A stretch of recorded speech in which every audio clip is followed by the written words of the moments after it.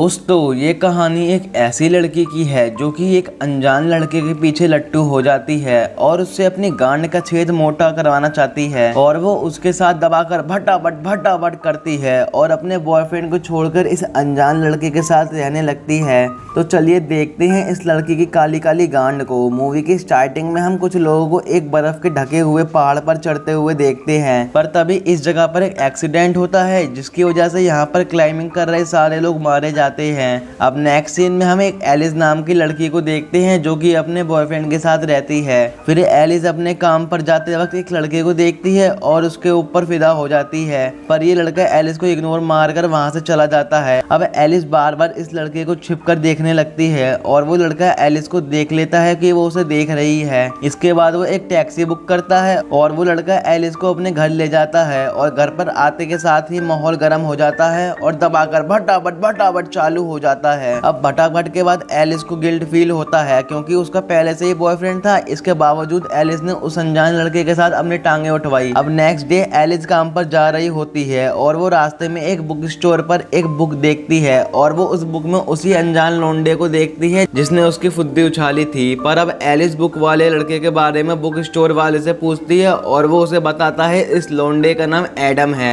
और मूवी की शुरुआत में जो एक्सीडेंट दिखाया गया था उसमें एडम भी था और इस एक्सीडेंट में बहुत से लोग मारे गए थे, पर एडम ने अपने साथ 6 और लोगों की जान बचाई थी और इन लोगों को बचाने की वजह से एडम इनका हीरो बन गया और इसी वजह से एडम पर एक बुक लिखी गई। अब एलिस उस बुक को पढ़ने लगती है और बुक पढ़ने के बाद वो एडम के घर जाती है और उससे अपनी तितली का काला काला चमगादड़ बनवाती है और इसके बाद एलिस एडम से उस एक्सीडेंट के बारे में पूछने लगती है। तो एडम उसे बताता है ये लोग वहाँ पर काफी अच्छे से क्लाइंबिंग कर रहे थे, पर अनफॉर्चुनेटली वहाँ की बर्फ फिसल गई और ये सब नीचे गिरकर मर गए और उस एक्सीडेंट में एडम की गर्लफ्रेंड भी थी जो कि गिरकर मर गई। अब ये सुनकर एलिस एडम को रिलैक्स करती है और उससे कहती है अब वो एडम के साथ ही रहेगी। अब एलिस अपने घर आकर अपने बॉयफ्रेंड से ब्रेकअप कर लेती है और एडम के साथ उसके घर में रहने चली जाती है। अब इधर एलिस एडम के घर एक लड़की को देखती है और एलिस को लगता है ये एडम की गर्लफ्रेंड है, पर ऐसा कुछ नहीं होता है। वो लड़की एडम की सिस्टर होती है जिसका नाम नेब्रा है। अब इधर एलिस एडम की बहन से उसका एड्रेस लेती है। अब एलिस उस एड्रेस पर जाती है पर वहाँ एडम नहीं होता, तो एलिस उसका बाहर ही वेट कर रही होती है। अब जैसे ही एडम घर आता है तो एलिस उसके गले लग जाती है। अब ये दोनों इतने उतावले हो जाते हैं कि ये बाहर ही भटाभट शुरू कर देते हैं। अब नेक्स्ट डे जोआना नाम की लड़की एडम का इंटरव्यू लेने आती है और एलिस उससे मिलकर काम पर चली जाती है। अब शाम को एलिस एडम से उसके ट्रेनिंग सेंटर पर मिलने आती है और इधर एलिस एडम की सिस्टर नेब्रा से मिलती है और नेब्रा भी उस दिन एडम के साथ ही क्लाइंबिंग करने गई थी। अब नेब्रा एलिस को एक बार ट्राई करने को कहती है, पर तभी वहाँ एडम आता है जो कि नेब्रा को यहाँ से जाने को कहता है क्योंकि एडम नहीं चाहता था कि नेब्रा एलिस से फ्रेंडशिप करे। अब ऐसा क्यों है ये तो हमें आगे ही पता चलेगा। अब एक दिन एलिस अपनी फ्रेंड को एडम के बारे में बताती है, जिस पर एलिस की फ्रेंड कहती है तुम्हारा एक बॉयफ्रेंड था जिसके साथ तुम बहुत खुश थी, पर तुमने उसे छोड़ दिया और अब तुम एक ऐसे लोंडे के साथ रह रही हो जिसे तुम ठीक से जानती तक नहीं हो।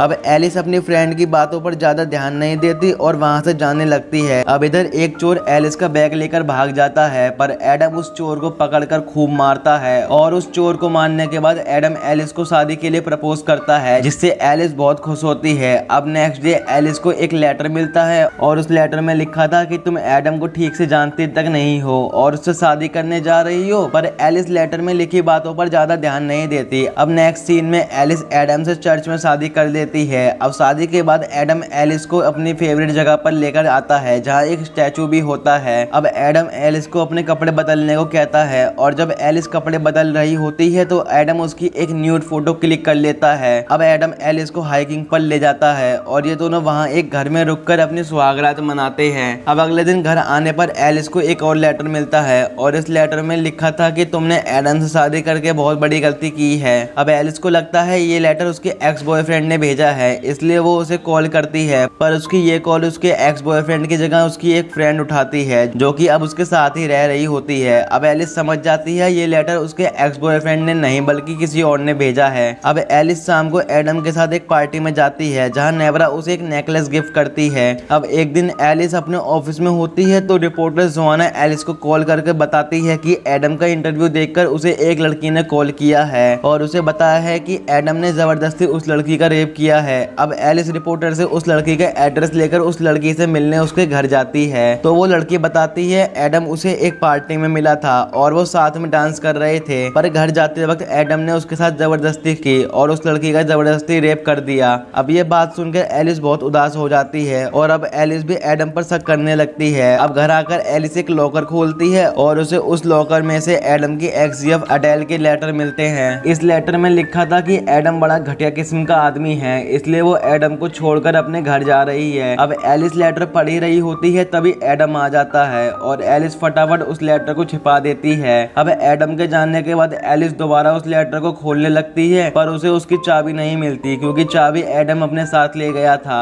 अब एलिस को एक पार्सल मिलता है और इस पार्सल में एलिस की वेडिंग ड्रेस और एक और लेटर होता है। उस लेटर में लिखा होता है इतना सब जानने के बाद भी तुम एडम पर इतना यकीन कैसे कर सकती हो। अब एलिस को लगता है ये लेटर अडेल उसे भेज रही है। अब एलिस अडेल से मिलने उसके घर आती है जहाँ अडेल की मॉम एलिस को बताती है कि अडेल पिछले 8 सालों से लापता है। अब एलिस को लगता है कि एडम ने ही अपनी एक्स-जीएफ अडेल को मारा है। अब एलिस अपने घर जाती है तो एडम एलिस से पूछता है तुम कहाँ गई थी, मैं तुम्हें कब से ढूंढ रहा हूँ। अब एलिस एडम को सारी बात बता देती है जिस पर एडम कहता है मैं अडेल से प्यार करता था, मैं उसे भला क्यों मारूंगा। पर एलिस को एडम की बातों पर यकीन नहीं होता इसलिए वो टॉयलेट का बहाना बनाकर वहाँ से भाग जाती है। अब एलिस एक पुलिस ऑफिसर के पास जाती है और उसे बताती है कि उसके हस्बैंड ने एक लड़की का मर्डर किया है, पर एलिस के पास एडम के खिलाफ कोई ठोस सबूत नहीं होता इसलिए पुलिस एलिस की बात पर यकीन नहीं करती। अब इधर एडम पुलिस के पास आता है और उसे बताता है उसकी वाइफ कल रात से ही लापता है क्योंकि इन दोनों के बीच में कुछ बहस हुई थी इसलिए वो घर छोड़कर चली गई है। अब ऑफिसर एलिस से कहते हैं कि उन्हें नहीं लगता कि एडम किसी का मर्डर कर सकता है। अब एलिस एडम को देख लेती है पर एडम उसे नहीं देख पाता। अब एलिस एडम की सिस्टर नेब्रा के घर आती है और उसे सारी बात बताती है जिस पर नेब्रा कहती है कि उसे एडम पर पहले से ही शक था क्योंकि क्लाइंबिंग करते वक्त एडम ने लोगों को जानबूझकर गिराया था क्योंकि एडम लड़कियों का इस्तेमाल कर उन्हें मार देता है। अब एलिस को लगता है